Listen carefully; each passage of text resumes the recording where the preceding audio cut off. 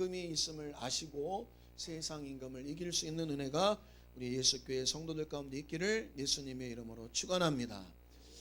제가 한 주간 또 요즘 몇 주간 고민하는 것 중에 하나가 설교를 어떻게 할 것인가, 그러니까 설교를 어떤 모습으로 할 것인가. 이 세상에 수많은 목회자, 설교자들이 있는데 제가 볼 때는 크게 두 가지로 나눠요. 설교자들이 한 분들은 그냥 은혜를 끼치는 설교자들이 있어요. 은혜를 끼치려고 설교하는 사람들이 있고, 또 한 부류는 성경을 가르치는 설교자들이 있습니다. 근데 대중적인 설교자는 은혜를 끼치는 분들이에요. 근데 설교를 가르친 분들은 대중적이지는 못해요. 그런데 설교를 가르치려고, 성경을, 하나님을 가르치려고 설교하시는 분들은 정말 제대로 성경을 가르치면 교회와 성도가 정말 든든하게 성장을 합니다. 제가 여의도 순복음교회 출신입니다. 순복음교회에서는 여의도 순복음교회가 제일 크고, 한때는 세계에서 제일 큰 교회였어요. 한 70만 명이 모인다고 해서. 70만 명이라고 그러면 여러분 엄청난 숫자예요. 누가 누군지도 모르고 발에 취입니다. 예배 드리다가. 예배 드리러 갔다가 나오다가 발에 취어서 넘어지면 잘못하면 큰일 날 정도로 사람이 어마어마하게 많아요. 대단한 교회죠. 그 교회를 심했던 조영기 목사님은 세계적으로도, 우리나라 대통령 이름은 몰라도 조영기 목사님 이름은 다 알았으니까, 외국에서 대단히 유명했어요. 그래서 조금 작은 나라는 국빈 대접을 해줬어요. 목사님 설교하러 가면 쫙 카펫도 깔아주고 막 국빈 대접을 할 정도로. 그런데 여의도 순복음교회 한 3년을 다니면 성도들이 다른 교회로 옮기는 경향이 있어요. 어디로 옮기느냐? 성경을 가르쳐주는 교회로 옮기더라는 거죠. 그렇다고 해서 여의도 순복음교회 조영기 목사님이 성경을 안 가르친 게 아니라 그분의 설교는 대부분이 은혜를 끼치는 설교예요. 하나님은 좋으신 분입니다. 하나님은 복 주십니다. 하나님은 도우십니다. 은혜를 끼쳐. 그러니까 삶에 지치고 힘들고 어렵고 모든 인생은, 여러분 참 신기하죠? 잘 사는 사람이나 못 사는 사람이나 잘난 사람 못난 사람이나 다 똑같이 사망될 일들이 다 있어요. 저 사람은 돈 많으니까 고민 없겠지? 아니에요. 돈 많은 사람도 돈 많은 사람 안에 고민이 커. 또 돈 없는 사람, 아유 저 인간은 늘 고민하며 살겠지? 예, 그런데 여러분 돈 없고 가난한 사람도 행복한 일들이 또 있긴 있어요. 그래서 뭐 어떤 인생도 여러분 문제 없고 고민 없고 사망될 일이 없는 사람 아무도 없어요. 그래서 나만 그렇다라고 여러분 생각하지 마시고, 인생이 다 당하는 고난이. 그런데 모든 인생의 고난을 당하니까 위로해주고 은혜를 끼치는 설교를 하니까 와서 은혜를 받죠. 살아나는 것 같죠. 힘이 나죠. 근데 어느 날 시간이 지나면 이제 하나님에 대해서 알고 싶은 거예요. 신앙이 깊어지니까, 왜 이단들도 있고 다른 사람들도 있는데 이걸 어떻게 풀어야 되나 생각해야 되나 해서 성경을 알려고 해요. 그래서 성경을 알고 싶어서 이렇게 가는 경우가 있어요. 그런데 성경을 가르치는 설교를 하는 목사님들 중에 이단이 많아요. 이단이. 성경을 가르치는 분들은 꼭 이단에 빠지는 분들이 많거나 이단들이 많은 거예요. 왜냐하면 자기의 교리를 전파를 해야 되니까 가르쳐야 되잖아요. 은혜만 끼쳐서는 안 되니까. 그래서 이단들의 특징이 뭐냐면 여기만 와야 된다. 따라합시다. 이단들의 특징은 여기만 와야 된다. 여기만 구원이 있다. 여러분 만약에 그런 교회나 그런 성도가 만나면 거기는 이상하다, 이단이라고 처음부터 말할 수 없지만 이상한 교회라고 생각을 해야 돼요. 우리 친척 중에 큰어머니 댁이 요 가까운 교회, 큰 교회 이사를 왔어요. 저 쌍문동에서. 얼마나 열심히면 교회 예배당 져서 왔다고 쌍문동에서 집 팔아서 올 정도면 참 대단한 거잖아요. 목사 입장에서는 참 훌륭한 성도다. 사실은 여러분 교회가, 집이 교회랑 가까운 게 좋긴 좋아요. 왜? 신앙생활하기가 편하니까. 그래서 왔는데 어느 날 그 집을 방문했는데 큰어머니가 제 앞에서 무릎을 딱 꿇어요. 제가 목사 됐다고. 노아야, 얼굴이 좀 많이 하얘진 것 같다. 저는 제가 까마니까 하얀 사람이 제일 부러워요. 참 나는 조금만 해도 얼굴이 까매. 그래서 뭐 이렇게 어디 아프세요? 피곤하세요? 까매요. 그래서 그게 너무 싫어요. 우리 문성도님도 얼굴 하얗잖아. 그렇죠? 그러니까 좋아. 성민현 성도님은 달덩이 같잖아. 화장까지 해갖고 달덩이 같아. 여러분 여자는 달덩이 같아야 돼요. 그렇지. 달덩이 이제 복스러워야지. 여자가 까칠하면 안 돼요. 왜 이렇게 웃어요? 달덩이란 말은 다른 말로 더 이상 얘기 안 하겠어요. 그건 잘 생각해야 되는 거예요. 아무튼 갑자기 내가 또 까먹을 뻔했네. 이단들은 특징이 뭐이라 그러는데 우리 큰어머니가 내 앞에서 무릎을 딱 꿇어요. 얼마나 내가 당황스러워. 최 목사님 또 나를 목사님으로 대접하고 어떻게 나도 같이 꿇었지. 우리 교회처럼 구원을 제대로 가르치고 한국에서 이렇게 구원을 제대로 가르치고 천국 가는 길을 가르치는 교회가 없잖아. 내가 그때 우리 큰어머니가 자기 교회를 사랑하고 자기 목사님을 사랑하고 존경하는 건 좋은데 아니에요. 다른 교회도 구원 잘 가르치는 교회 많어. 착각이야. 그래서 마치 여기만 와야 구원을 받을 수 있는 것처럼 제가 아는 그 목사님은 그렇게 가르친 적이 없는데 성도들이 그렇게 너무 그렇게 생각을 하는 거예요. 근데 사실은 목사님은 그렇게 직접적으로 가르치지는 않았지만 뉘앙스가 마치 다른 데는 다 구원이 없는 것처럼 제가 요즘 이렇게 표현해. 까는 설교를 하는 거예요. 까는 설교. 유튜브에서도 유명한 목사님들은 대부분 까는 설교예요. 한국교회 잘못됐다. 교회가 이상하다. 요즘 뭐 안 가르친다. 목사님들 자꾸 까요. 맞는 말도 많어. 근데 깔 때 무슨 문제가 생기냐면 내가 의로워지고 다른 사람은 불의한 것처럼 보여요. 그래서 듣는 사람도 그러면 저기로 가야 되나 보다. 나도 의도치 않게 나에게 자꾸 끌어들이는 설교를 하게 된다. 그거는 교회를 분열시키는 거예요. 분쟁시키는 거예요. 그래서 절대 저도 사실은 초창기 때 성도도 없으면서 성경을 가르치다 보니까 그런 설교를 할 수밖에 없었어요. 왜? 안 가르치니까. 근데 부작용이 생기더라. 어느 날 우리 교회 성도님이 열심히 말씀 듣다가 웬만하면 목사님들을 다 무시하더라고. 그래서 내가 큰일 났다. 왜? 저 목사님은 목사님 우리 교회에서 배운 것처럼 모르는 것 같아요. 무시하더라고. 그래서 내가 이거 큰일이다. 좀만 그게 안타까웠어요. 그래서 저도 고민을 많이 했죠. 그래서 이단들의 특징은 자기네 교회만 있는 것처럼 자꾸 신천지가 뭐라 그래요? 14만 4천이 차면 주님 오시고 14만 4천 명이 천국 간다고 그래. 거기 14만 4천 명 넘었어요. 넘었는데 밤낮 광고하는 거 보면 올해 성경 공부 졸업자가 10,000명 나왔습니다. 20,000명. 그게 벌써 몇십 년이야. 한 20년 됐잖아요. 그러면 훨씬 넘었어. 그래서 이 사람들도 지금 고민 중이에요. 뭐냐면 24만 4천을 어떻게 갈 것이냐. 그래갖고 마치 교회 거기 가야만 거기서 성경 공부에만 14만 4천에 들어가 구원받을 수 있을 것처럼 그랬다며. 그런데 여러분 성경은 절대 14만 4천에 들어가야 구원받는다고 얘기하지 아니하시고 예수 믿어야 그 믿음을 끝까지 지켜야 구원받는다 이렇게 되어 있어요. 그리고 그 이단들은 자기네 교회만 와야 된다라고 하지만 좀 더 들어가면 그 교회 목사님이 어느 날 갑자기 하나님과 동등된 신분으로 존재하고 있어요. 마치. 그래서 좀 더 나가면 그건 이단이 아니라 신흥 종교가 돼버려요. 그냥 그 목사님이 그 교주가 하나님이 하나. 대표적으로 여러분 통일교 같은 경우는 자기가 하나님이에요. 옛날에 신앙촌 아시죠? 신앙촌 지금도 간장 맛있잖아요. 신앙촌 카라멜. 옛날에 나 어렸을 때 신앙촌 카라멜이 있어갖고 우리 어머니가 카라멜 나 줬던 기억이 나요. 이때는 신앙촌 물건이 좋았거든요. 또 간장, 또 스타킹 이런 거 막 팔았었어요. 그 박대선 씨도 장로님이었어요. 유명한 장로님. 전도 열심히 했던 분이에요. 근데 어느 날 갑자기 예수는 개새끼다. 책까지 이렇게 쓰고 자기가 하나님이 돼버렸어요. 그러니까 목사가 종이 아니라 하나님 외에 없다고 해야 되는데 자기가 신적 권위를 갖기 막 시작해요. 그래서 목사 말 안 들으면 막 저주받을 것처럼. 여러분 그런 교회는 위험한 거예요. 그런 교회는 어디를 향해서 갈 수 있냐면 자기가 하나님으로 될 수 있어요. 그래서 우리는 우리 교회 같은 경우는 전도할 때도 그랬잖아요. 우리 교회만 꼭 알아 하진 않아요.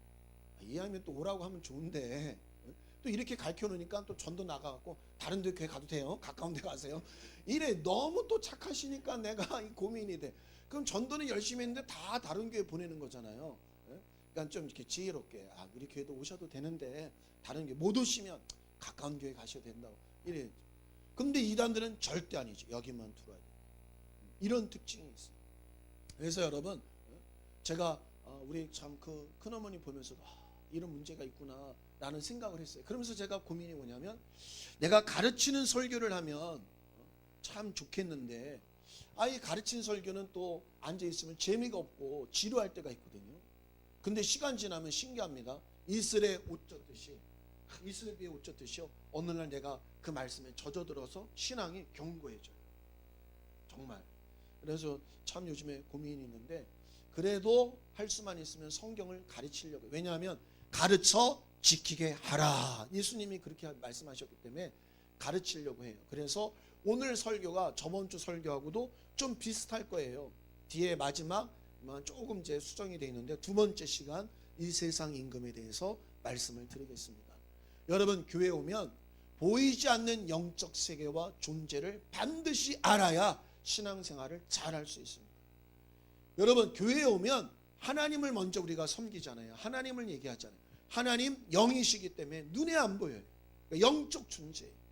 하나님의 아들 예수는 이 땅에 육체를 가지고 30살까지는 사셨어요.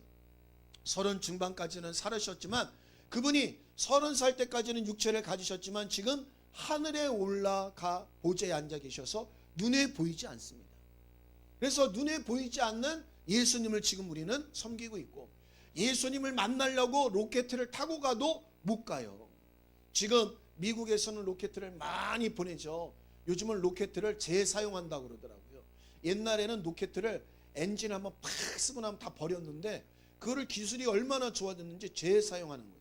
그걸 일론 머스크라는 사람이 그거를 테슬라에서 다 재사용해서 자꾸 보내고 하거든요. 그래서 그 사람들이 어디까지 가냐, 막 화성까지 막 가려고, 화성에다가 이주해서 100명, 200명을 우리 지구의 사람을 갖다 놓으려고 목표가 막 지금 그러고 있어요.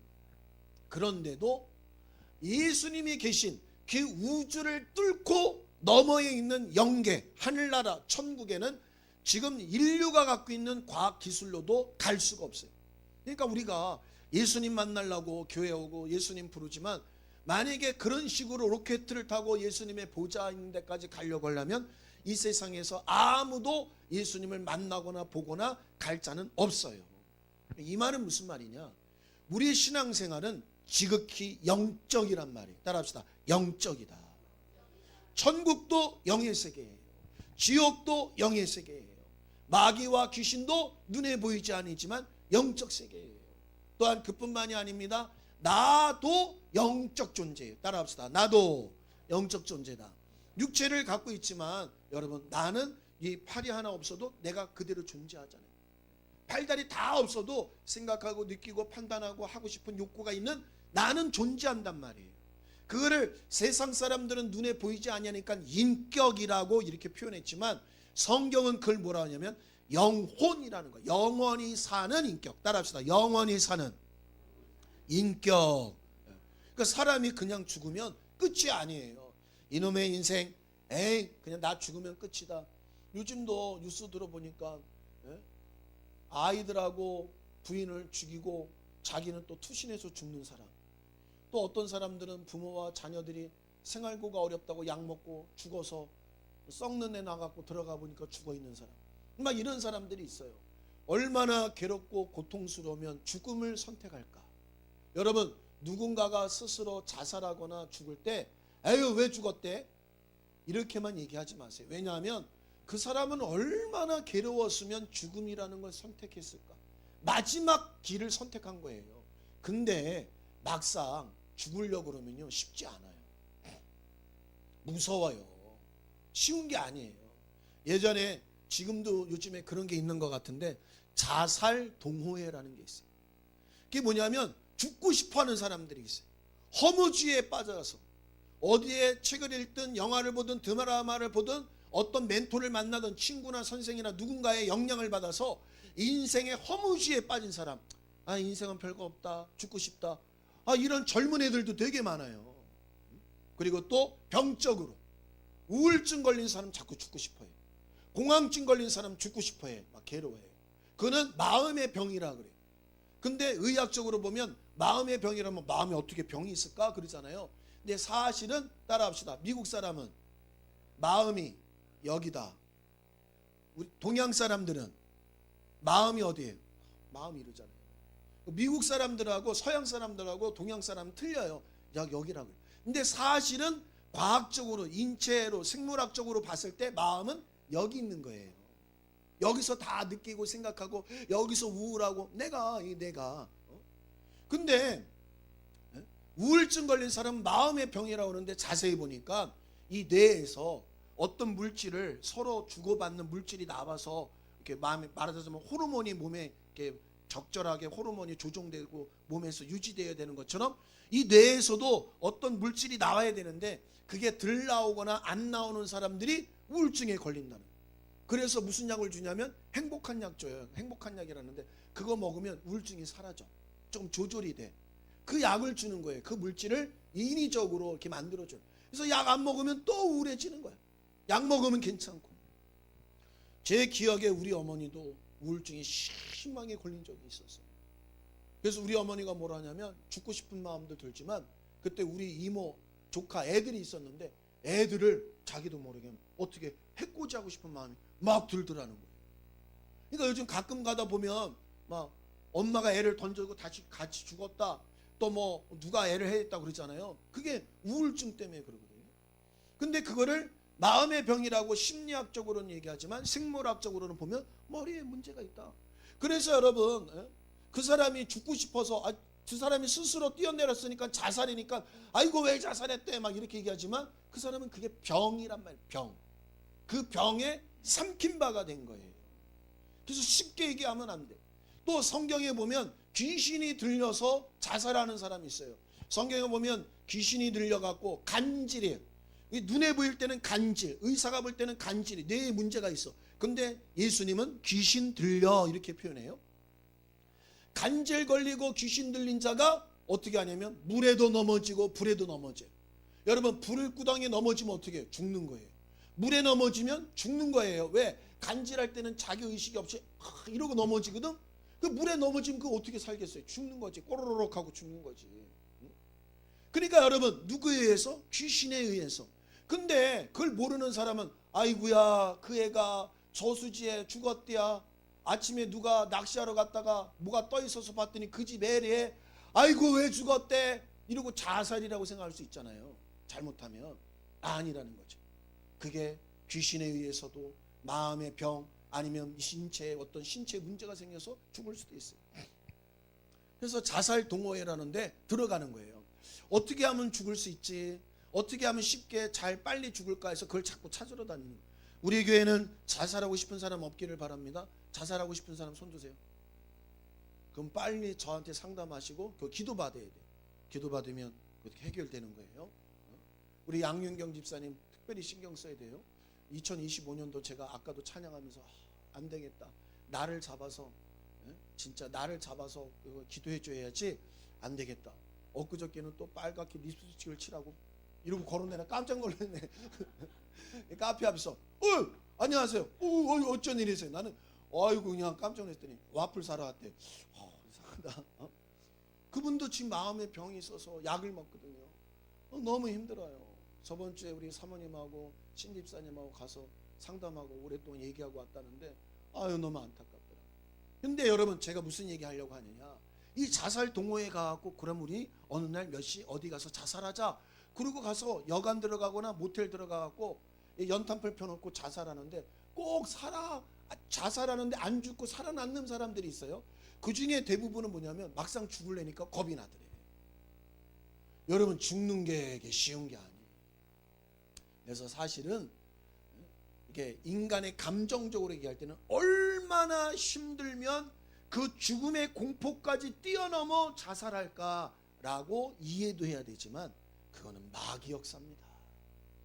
사람의 의지가 아니라 우리가 뭐에 미쳤다고 그러잖아요. 아이고 쟤 뭐에 미쳤대 갑자기 왜 그런데 뭐에 미쳤다. 그것처럼 그 귀신과 마귀가 죽고 싶은 생각으로 확 몰아가니까 그 죽음의 두려움도 뛰어넘어서 죽는 거란 말이에요.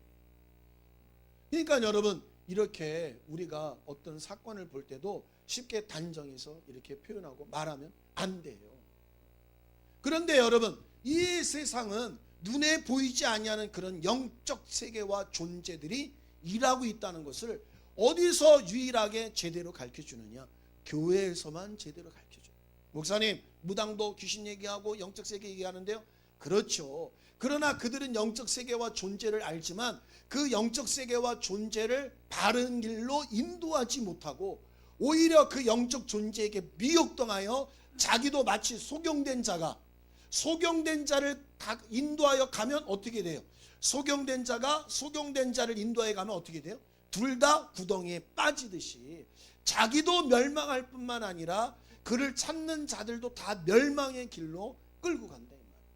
그런데 교회에 오면, 예수를 만나면 그 영적 세계와 존재를 알아서, 따라합시다, 참 생명을 얻게 하신다. 마귀와 귀신을 이길 힘을, 진리를 갖게 하시고, 또 저 영원한 천국과 지옥의 갈림길에서 영원한 천국에 갈 수 있는 진리를 얻게 하셔서 그 영혼이 참 생명을 얻게 한다 이 말이에요. 그런데 어느 교회는 하나님, 예수님 얘기는 많이 하지만, 좀 더 나가서 성령님 얘기는 하지만, 여러분, 마귀와 귀신 얘기를 안 하는 교회도 무지 많아요. 천사도 있습니다. 눈에 보이지 않지만 하나님의 구원받은 자녀들을 도우라고 보낸 천사가 있어요. 그 천사도 얘기를 안 해주는 사람들이 많아요. 교회가. 제가 아는 목사님한테 성경에 천사가 이렇게 역사하지 않냐? 목사에 그래? 하고 한 주간 있다가 다시 만났는데, 야, 내가 최 목사 얘기 듣고 가서 성경을 보니까 천사 얘기가 이렇게 많은 줄 자기는 몰랐다는. 성경을 열심히 보는 분이에요. 근데 자기가 이렇게 천사가 많은 줄 몰랐대. 또 어떤 분은, 아이고 목사님, 내가 목사님 얘기 듣고 집에 가서 성경 보니까 신약 성경에 이렇게 귀신 얘기가 많은 줄 난 처음 알았대. 귀신 얘기가. 이렇게 여러분, 영적 세계와 존재를 모르고 또 가르치지 않는 교회가 있다 이 말이에요. 그러나 여러분, 우리 교회는 성경에서 말하는 영적 존재와 세계를 가르치고 말하고 있으니까 여러분 잘 배우시고 믿음 삼으셔서 여러분 보이지 않는 존재에 의해서 정말 눌리거나 사망에 삼킴받지 마시고 다 이기시고 자유할 수 있도록 예수님의 이름으로 축원합니다. 그래서 올 2025년도는 공중의 권세를 이기는 영적 생활이라는 주제로 마귀에 대해서 얘기를 많이 할 거예요. 그러면 또 오해하지 마시고, 이 교회는 무슨 마귀만 얘기하나? 여러분, 우리 성도들한테 물어보세요. 마귀만 얘기 안 해요. 제가 인자를 알자라는 설교를 3년을 했어요. 예수 얘기만 3년을. 그것도 다 끝내지 못한 겁니다. 근데 그 중에 한 부분을 지금 잠깐 1년 동안 하겠다는 거니까 오해하지 마시고 잘 들으셔서 오늘도 똑같은 제목으로 또 하시나 오해하지 마시고 계속해서 들어야 되니까 들을 수 있기를 바랍니다. 여러분, 이 세상에 세상 임금이 많이 있습니다. 세상 임금이라고 하면 보이지는 세상 임금과 보이지 않는 세상 임금으로 나눕니다. 보이는 세상 임금은 우리가 쉽게 표현하면 대통령, 다른 나라는 총리, 왕 이렇게 표현하는 게 보이는 세상 임금이고, 보이지 않는 세상 임금은 오늘 성경에서 말하는 타락한 천사 마귀를 보이지 않는 세상 임금이라고 얘기하고 있습니다. 그런데 예수님이 오늘 읽은 말 것처럼 이제 이 세상이 심판에 이르렀으니 이 세상 임금이 쫓겨나리라. 이 말은 뭐냐? 이 세상에 보이는 임금들과 보이지 않는 임금들이 쫓겨나는 이제는 그런 시대가 도래했다라고 얘기합니다. 이게 무슨 말이냐? 이 세상 임금이 어떻게 쫓겨났냐? 그의 권리가 박탈된다는 거예요. 따라합시다. 그의 권리가, 그의 권세가 박탈된다. 여러분, 우리나라 요즘 윤석열 대통령 막 탄핵하잖아요. 대통령 신분을 유지하고 있지만 탄핵이 되면 어떻게 돼요? 대통령으로서의 권세와 권력을 다 박탈시키는 거예요. 민간인이 되는 거예요.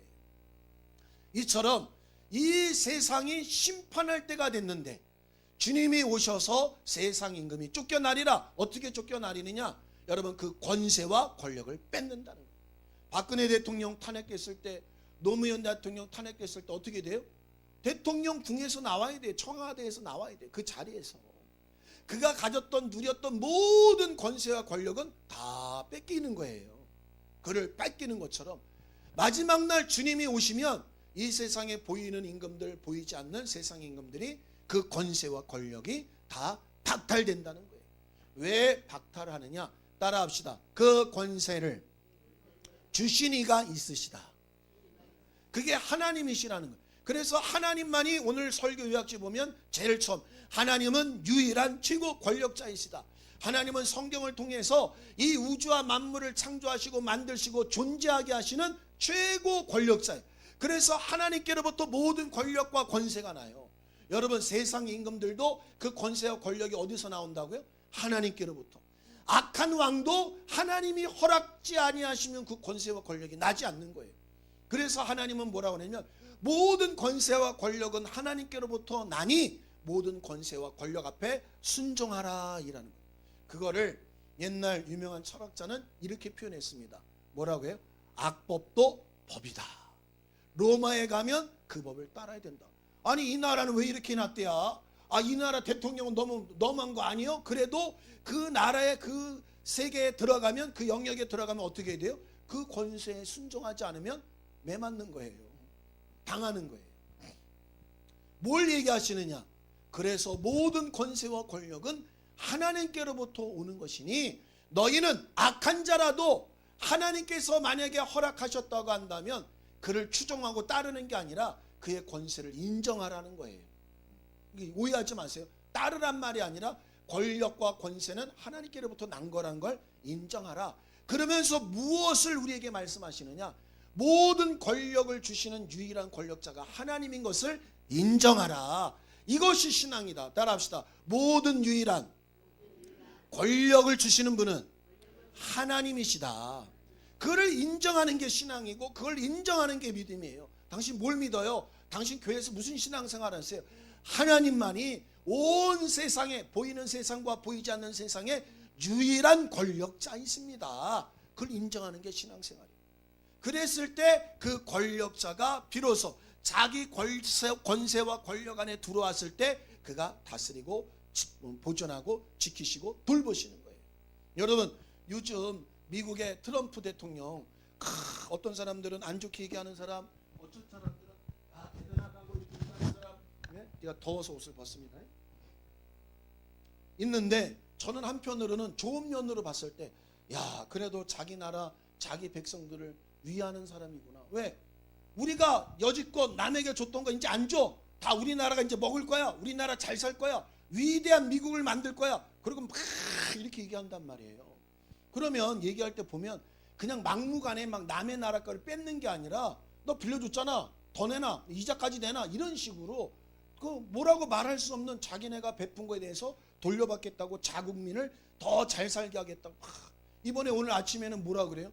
중국의 유학생들도 이제 제한하겠다는 거잖아요. 이제 자기 나라에 와서 막 공부하는 사람들이 알고 봤더니 공부해서 자기 나라 돌아가고 자기 나라만 잘 살게 하고 경쟁 국가가 되니까 이거 안 되겠다. 좀 더 나가서 유학 온 사람들이 간첩 노릇하고 있다는 거죠.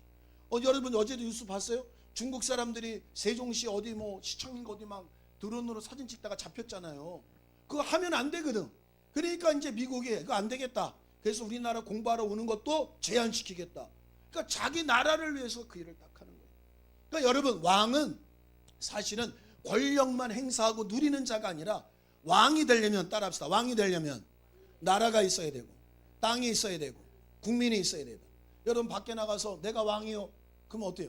웃기고 있네. 시간. 내가 대통령이요. 그럼 아이고 웃기고 있네. 왜? 대통령이 되고 나라가 되려면 자기 땅이 있어야 돼. 나라가 있어야 돼. 자기. 그리고 자기 혼자만 왕이면 안 되잖아요. 아프리카에서 한 2만 평 사다 놓고 여기는 이제부터 성민정 나라다 이러고 내가 대통령이다 그러면 다 어떻게 하겠어요? 웃기고 있네. 저 여자가 미쳤나? 이럴 거 아니에요. 나라와 영역과 땅이 있어도 백성이 있어야 되는 거예요. 그러니까 여러분 임금이 되고 왕이 되고 권력자가 됐다는 말은 자기 영역이 있고 영역 안에 백성들이 있다는 거예요. 그러니까 그 백성을 다스리고 지키고 보존해야 될 일이 있다는 거죠. 그래서 자기 나라 백성들을 보존하는 건 당연하듯이 하나님만이 온 세계의 유일한 왕이 되십니다 할 때 하나님은 자기 백성을 돌보시고 지키시고 그 자기 백성을 위하시는 하나님이라는 거예요. 그래서 우리가 하나님을 인정할 때 왕으로 인정할 때 비로소 하나님이 그 왕권을 가지고 내 삶에 개입하시는 거예요. 그 하나님의 어마어마한 전지전능한 능력으로 내 가정에 내 삶의 영역에 들어오셔서 영향력을 발휘하시고 돌보시고 지키시는 겁니다. 여러분 성경을 한번 찾아보겠습니다. 사무엘상 8장입니다. 사무엘상 8장. 왕은 어떤 종류의 힘을 갖고 있냐, 이걸 통해서 여러분 보이지 않는 세상 임금에 대해서 우리가 알 수 있습니다. 사무엘상 8장입니다. 사무엘상 8장 1절에서 10절에서 18절까지입니다. 8장 10절에서 18절까지. 구약성경 418면입니다.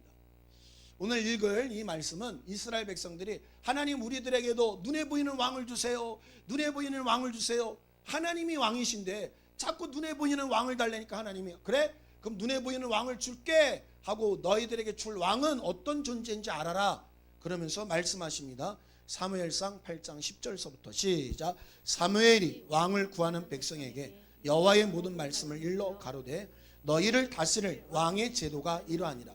그래, 너희가 왕을 필요해? 왕 줄게. 근데 왕이 생기면 너희들에게 이러한 일들이 이제부터 생길 거야. 왕이 너희들을 다스리는 일이 생길 거야 하면서 설명합니다. 시작. 그가 너희 아들들을 취하여 그 병거와 말을 어겁게 하리니 그들이 그 병거 앞에서 달릴 것이며. 이 말은 뭐예요? 왕이 생기면 그때서부터 내 생태 같은 아들을 군사로 데리고 간다는 거예요.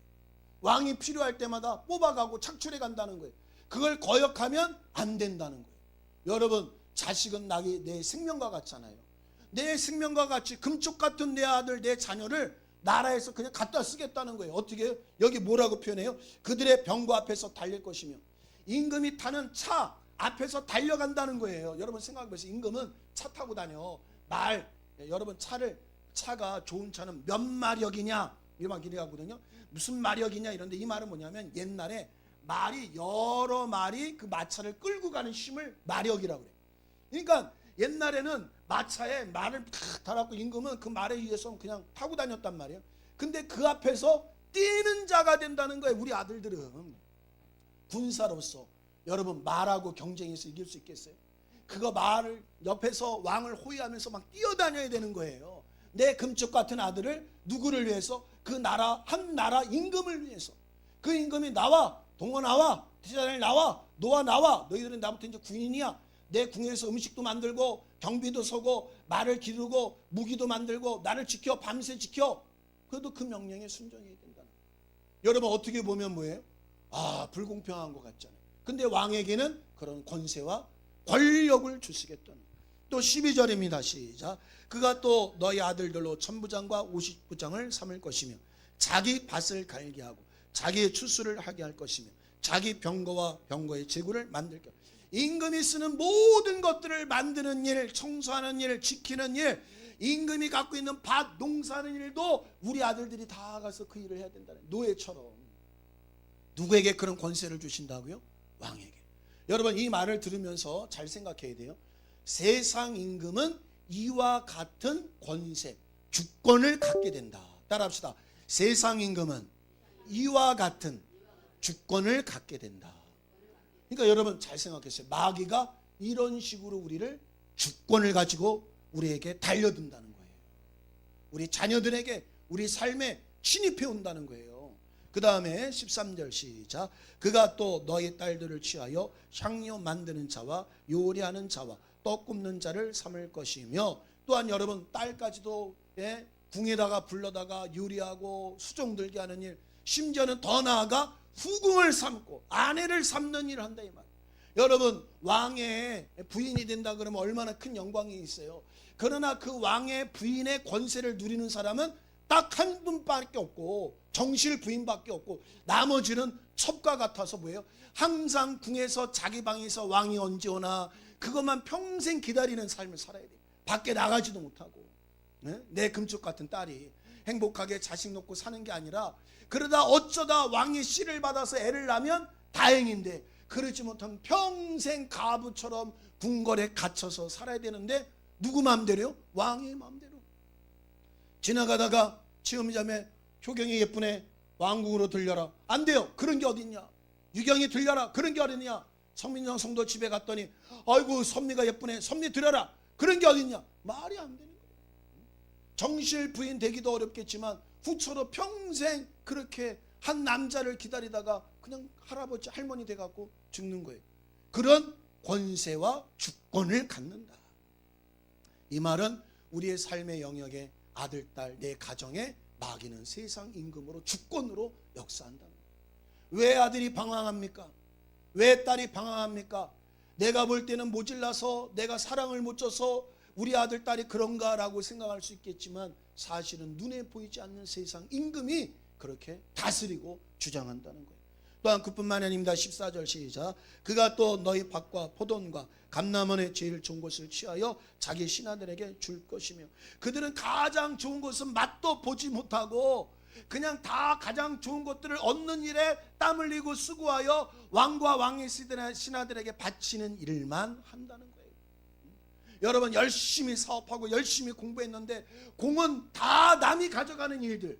왜 그럴까? 사회가 불공평하다, 이 세상이 불공평하다, 헬 조선이다 막 이러잖아요. 지옥 같다고 얘기하는데 사실은 영적으로 보이지 않는 세상 임금이 그렇게 주권으로 역사한다는 거예요. 여러분, 이거를 교회 와서 배우지 않으면 왜 그런지 인생의 문제가 풀리지 않는 거예요. 그뿐만이 아닙니다. 16절 15절 시작. 그가 또 너희 곡식과 포도원의 소산의 11조를 취하여 자기 관리와 신하에게 줄 것이며, 여러분, 우리가 열심히 일하고 애써서 사업을 일궈놓으면 나라에서 또박또박 세금 떼가고 거기서 11조를 떼간다는 거예요. 10분의 1. 여러분, 이거 엄청나게 큰 겁니다. 여러분, 사실 교회는 성도들이 11조를 안 하면 교회 재정이 어렵게 됩니다. 옛날에 어느 목사님이 저 숙명여대 근처에 예배당을 크게 짓는데 유명한 목사님이었어요. 우리 교회는 건축하는데 건축헌금 안 걷습니다. 건축헌금 안 해도 됩니다. 11조만 제대로 해도 건축할 수 있습니다. 왜? 11조가 그만큼 교회 재정을 많이 차지해요. 중요한 역할을 해요. 그런데 오늘날 현대인이 자기 수입의 10분의 1을 지출하고 그것만 헌금해요? 주일 헌금하죠. 감사헌금하죠. 뭐 헌신하라고 뭐 하죠. 또 그것만 씁니까? 대출 이자 내야지. 애들 교육시켜야지. 자기도 써야지. 부모님 용돈 줘야지. 저는 부모님들 용돈 못 주겠지만 용돈 다 주고 살아야 돼요. 우리 청년들. 이런 거 저런 거 다 따지면요, 사는 게 너무나도 힘든 거야. 내가 부모가 부자 만나지 않으면, 부모가 결혼할 때 재산 안 주면요, 둘이 만나서 벌어서 집 사서 차 사서 애들 키우려면서 교회 헌금하면서 이거 쉬운 게 아닙니다. 그러니까 저도 그걸 알기 때문에 성도들의 헌금은 굉장히 귀한 거예요. 왜? 성도들의 자기 생명을 뭐예요? 내놓는 게 헌금이거든. 그걸로 교회를 유지하는 거예요. 그런데 지금 왕은 뭐예요? 그 11조를 받겠다는 거예요. 왕이 11조를. 하나님도 아니고 왕이 자기를 위해서, 자기 신하와 자기 군과 자기 후처들을 위해서. 여러분, 솔로몬 왕은 후처를 한 2,000명인가 3,000명 뒀다고 성경에 기록이 되어 있어요. 아이고, 매일 밤 그 여자들 만나려고 해도 다 못 만나. 근데 그 여자들이 그냥 집에만 있어요? 그 여자들을 돌보는 또 신하들도 있고 밥하는 사람들도 있고 호의하는 그 사람들 월급 주고 챙기고 먹게 하려면 그 모든 비용을 다 누구한테 뺏는다고요? 백성들에게서 뺏는다. 이게 임금의 권한이에요. 요즘 대통령은 그러지 못하지만 옛날 임금은 다 그랬어요. 그러면서 16절 시작. 그가 또 너희 노비와 가장 아름다운 소년과 나귀를 취하여 자기 일을 시킬 것이며, 우리 집에 가장 일 잘할 일꾼, 가장 잘생긴 놈, 건강한 놈들은 또 다 뺏어간다는 거예요. 뺏어갈 권리가 있다. 갖다 쓸 권리가 임금에겐 있다. 이런 왕을 세워달라고. 이스라엘 사람들이 하나님은 우리 왕이 되셔야 되는데 하나님은 그게 뺏은 적이 없거든요. 근데도 하나님이 눈에 보이지 않는다고, 이방 나라 보니까 다 임금들이 있네, 우리도 보이는 임금을 주세요. 보이는 임금이 멋있어 보인 거예요. 왜? 내 삶을 리더해 가니까. 누군가가 내 삶을 막 이끌어 가니까 멋있어 보이는 거야. 하나님 한번 만나려면 모세가 산에 가서 막 40일씩 걸리잖아요. 그러니까 하도 답답하니까 뭘 만들었어요? 우상이라도 만들었던 거 아니에요. 그래서 임금 달라 그랬더니 임금 줄게. 근데 임금을 주면 임금이 어떤지 알아? 하고 얘기하시는 거예요. 임금에게는 이런 권한이 있는 거예요. 여러분, 마귀는 눈에 보이지 않지만 우리의 삶의 가장 좋은 것들을 빼앗고 그거를 무너뜨려서 고통당하게 하고 시험당하게 하는 게 세상 임금이라는 거예요. 자, 17절 시작. 너희 양떼의 10분의 1을 취하여 채하리니 너희가 그 종이 될 것이라. 거기다 11조만 낼 뿐만 아니라 좋은 건 다 가져가고 거기다 또 뭐예요? 내가 기르는 양의 10분의 1도 또 가져간다는. 그러면 10분의 1을 가져가는 거죠, 내 인생에. 거기다 또 세금도 걷어가죠. 아주 살기가 어려운 거예요. 여러분, 인생 살다가 아니 벌어도 이렇게 끝이 없다. 제가 가끔 우리 교회 재정을 쓰면, 여러분 옛날에 비하면 우리 교회 재정이 많이 좋아졌어요. 헌금들 많이 해주셔서. 근데 헌금이 많이 들어온 것 같은데 뭐 이렇게 나가는 게 많은지 그냥 또 나가 다 새는 것 같은 거예요. 여러분도 일하다가 생활하다가 그럴 때 있죠. 벌어도 남는 게 없고 다 나가는 것 같다, 이럴 때가 있잖아요. 왜 그런지 아세요? 세상 임금이 다 가져가듯이 눈에 보이지 않냐는 악한 영이 자꾸 물질이 새 나가는 손해보는 일들을 자꾸 만드는 거예요. 그래서 이 세상 임금을 이길 진리를 갖지 않으면 여러분 예수 믿어도 고통스러운 겁니다. 자, 18절 마지막 시작. 그날에 너희가 너희 택한 왕을 인하여 부르짖되 그날에 여호와께서 너에게 응답지 아니하노라. 그래서 하나님이 니네들 왕 달라고 그랬지, 나 대신 그때 왕한테 한번 고통 당해봐. 그때 나를 불러도 나는 듣지 않을 거야. 진짜 안 듣지 않으시는데 부모가 마치 화나면 나가 이 자식아, 진짜 나가라는 거예요? 아니죠. 그것처럼 내가 듣지 않을 거야 한 것처럼 하나님이 지금 나 화났다. 왜? 하나님만이 유일한 권력자인데 왜 눈에 보이는 유한한 그 코에 숨이, 그 코에 있는 그 숨이 끊어지면 죽을 인생을 왕으로 세워달라느냐. 그리고 하나님이 왕의 제도에 대해서 얘기하십니다. 자, 그러면 여러분, 세상 임금은 이와 같은 권세를 가진 자예요. 이와 같은 주권을 가진 자예요. 근데 그는 눈에 보이지가 않아요. 눈에 보이지 않게 우리의 삶에 이런 주권으로 내 가정에, 경제에, 직장에, 사업에, 자녀들에게, 남편에게, 아내에게 역사한다는 거예요. 여러분 보세요. 아내에게 임금이 무슨 아내까지 역사하겠어요? 아이고, 세상 임금은요 아내까지도 빼앗습니까? 안 빼앗습니까? 빼앗죠. 다윗이 어느 날 왕이 돼 가서 모욕을 하러 저녁에 잠이 안 와서 자기 뜰에 올라가서 베란다에 올라가고 아유 잠이 안 온다 하고 자기 나라를 이렇게 야경을 보다가 누구 집을 봤어요? 밧세바 집을 본 거 아니에요. 여자가 자기 밑에서 수하에서 충성하는 장군의 아내가 모욕하고 있는 걸 보고 그 아름다움에 빠져서 어떻게 했습니까? 자기 남편이 있음에도 불구하고 왕의 권세로 아내를 빼앗잖아요. 이처럼 가정의 남편도 아내도 아니 그 남자가 갑자기 왜 저랬대? 아니 그 여자가 갑자기 왜 저랬대? 여러분, 그런 일들이 왜 그랬느냐? 눈에 보이지 않지만 세상 임금이 자기 주권으로 역사하는 거예요. 그러면 이런 의문이 들 수 있죠. 아니 목사님, 마귀가 왜 그럴 권력이 있어요? 하나님이 왕이신데. 따라합시다. 하나님은 의지를 초월하지 아니하신다. 천사가 타락하여 심판받을 때까지 하나님이 음부에 가둬두셨다고 그랬어요. 따라합시다. 타락한 천사를 음부에 가둬두셨다. 근데 그 타락한 천사를 성경은 뭐라고 그런다고요? 마귀요 사단이라 한다 이 말이에요. 근데 마귀와 사단이 어디서 역사하고 있어요? 이 세상에서 역사하고 있잖아요.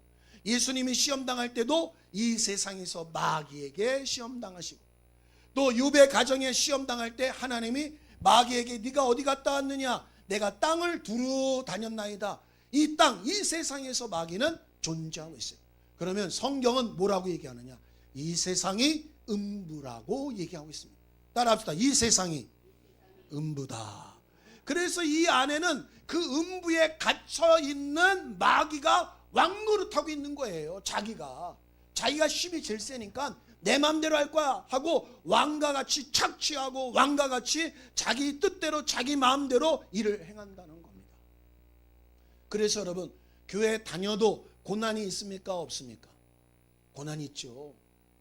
그렇잖아요. 교회 다니면 행복할 것 같은데 아니에요. 자식이 문제 생기고 남편의 문제가 생기고 갑자기 재정의 문제가 생기고 생각하지 않던 병도 생기잖아요. 그러면 그러지. 아, 왜 예수 믿는데 이런 일이 생깁니까? 우리 원망하고 불평할 수 있잖아요. 그런데 성경은 뭐라고 얘기하느냐? 너희 형제들도 다 동일한 고난을 당하느니라. 그러나 너희는 마귀를 대적하라. 그리하면 저가 물러가리라. 이렇게 말씀하셨듯이 교회 다녀도 이 교회가 음부 속에 타락한 마귀가 임금으로 있는 이 세상에 있기 때문에 마귀가 끊임없이 공격하고 끊임없이 자기 주권을 행사하는 겁니다. 그래서 예수님이 뭐라고 하셨어요? 따라합시다. 음부의 권세가 교회를 이기지 못하리라. 너희가 음부의 권세 안에 있지만 하나님이 함께 하시고 하나님을 의지하면 음부의 권세가 이기지 못하리라 하셔서 예수님의 아들을 보내어 마귀의 일을 멸하시는 일을 보여주셔서 내 이름으로 그 마귀 세상 임금을 쫓아내라. 마귀를 대적하라. 너에게 시험 당하고 고난당할 일을 그 마귀를 대적하여 이겨라라고 진리의 말씀을 우리에게 주신 겁니다.